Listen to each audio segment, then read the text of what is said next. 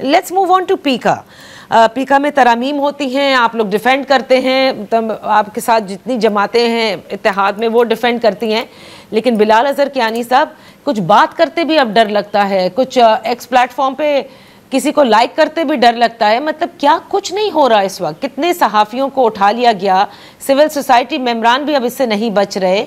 आपको नहीं लगता कि ये आपकी हुकूमत के लिए भी एक तरह से बड़ा, जिसे कहते हैं ना कि आप अपने लिए एक बहुत मुश्किल समेट रहे हैं, ये आपके लिए अच्छा नहीं हो रहा जो कुछ हो रहा है? नहीं नादिया साहबा, देखिए there is a balance that needs to be struck, कि एक तरफ बिल्कुल हमने फ्रीडम ऑफ एक्सप्रेशन को इंश्योर करना है, बट साथ ही साथ मिस इन्फॉर्मेशन और डिसइंफॉर्मेशन के ख़िलाफ़ एक जंग भी लड़नी है, और ये तवाज़ुन है जो हमने रखना है।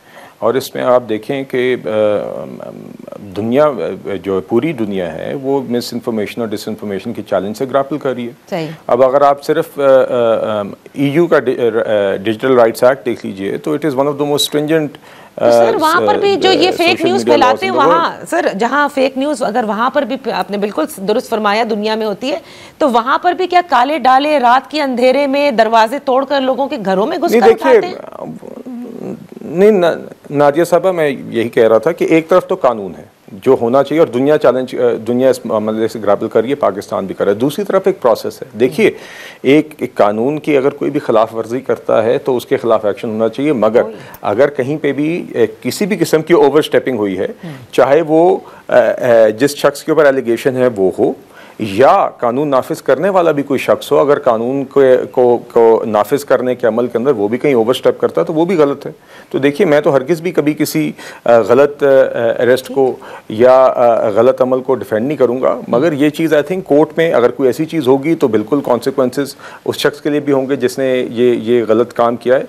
तो मैं इसलिए किसी केस के स्पेसिफिक्स में नहीं पढ़ रहा, मगर I think we have to ensure कि ये बैलेंस रहे, और किसी भी शख्स अगर किसी के साथ ज्यादती है तो बिल्कुल उसकी दुरुस्तगी होनी चाहिए।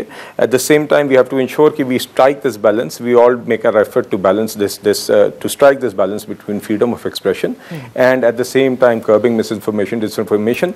जहाँ तक कानून की बात है, देखिए कानून में हमेशा बेहतरी की गुंजाइश होती है, इसलिए कवानीन दुनिया में बदलते रहते हैं। तो आई एम श्योर जो कानून का निफाज करना चाह रहे हैं ना, कवानीन की तरह माजरत के साथ जो पीका कानून का निफाज करना चाह रहे हैं वो खुद ओवर स्टेप करते हैं, वो उस कानून की खिलाफ वर्जी करते हैं। जिस तरह से चादर और चार दीवारी को पामाल किया जाता है, लोगों की पर्सनल स्पेस जो है वो पामाल की जाती है, और जिस तरह से तशद्दुद किया जाता है, कहीं ओवर स्टेपिंग नहीं हो रही बिलाल साहब।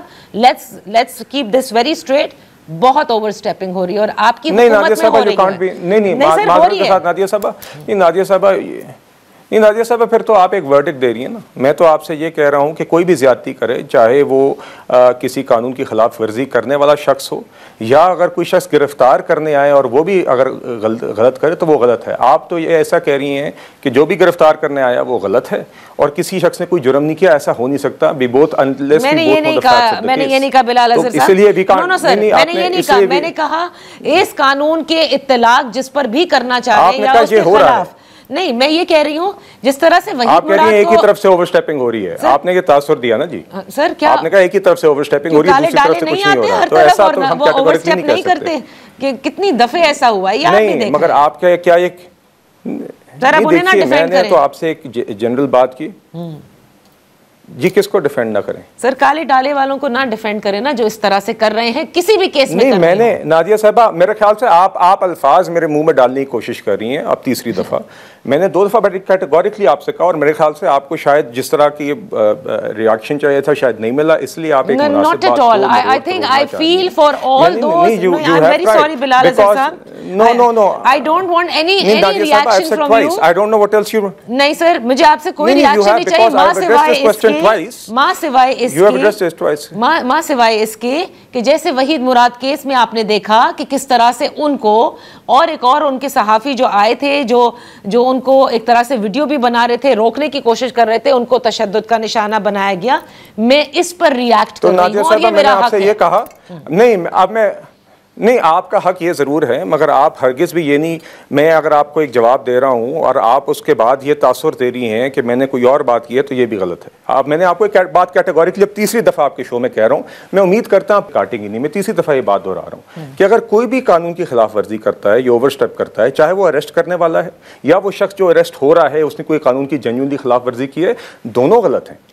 अगर किसी शख्स ने गिरफ्तारी के अमर में भी कोई ओवर स्टेप किया है लॉ को, तो बिल्कुल वो भी बिल्कुल गलत है, उसको कोई डिफेंड नहीं करेगा। मैं आपके सामने तीसरी दफ़ा ये बात कर रहा हूँ, मगर आप उसके बाद भी अगर बज़िद हैं कि उसी आपने फिर से चौथी दफ़ा करनी है, तो हम फिर से बात कर लेते हैं। सर मैं तो कर सकती हूँ ये कह के कि आप हुकूमत में फिर आप इसके लिए कुछ करें ना। नहीं, देखिए ये मामला कोर्ट में होगा। देखिए क्या करें, अगर किसी शख्स ने ओवर स्टेप किया, वो मामला कोर्ट में दूध का दूध और पानी का पानी हो जाएगा।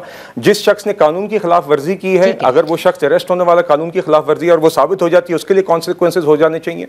अगर किसी अफसर ने किसी का गिरफ्तारी के अमल के अंदर कोई ओवर स्टेप किया, तो उसके भी कॉन्सिक्वेंसेज होने चाहिए। ये बात तो सब तस्लीम करते हैं और इसमें कोई किसी को डिफेंड नहीं करेगा। Lastly I would like you to please comment on this कि पाकिस्तान तहरीक इंसाफ मुस्तकिल ये शिकायतें कर रही है और कहती है कि हमें मिलने नहीं दी गया। गुज़िश्ता रोज़ भी उनका यही कहना था कि जो रफ़क़ा हैं उनको नहीं मिलने दिया जा रहा।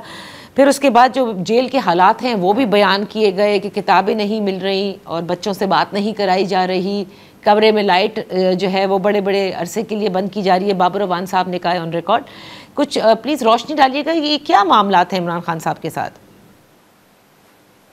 जी देखिए, इमरान खान साहब की मुलाकातें तो हो रही हैं जी, मतलब कि अब हर वक्त ख्वाहिश की मुलाकात पीटीआई के लोगों की ना हो तो उसका तो कुछ नहीं किया जा सकता। अब उस दिन अगर सलमान राजा साहब और बाबर अवान साहब का एक वहाँ पे एक आपस में गिला हो कि ये शख्स क्यों जाए, ये क्यों ना जाए, तो फिर अब उसका तो कोई कुछ नहीं कर सकता।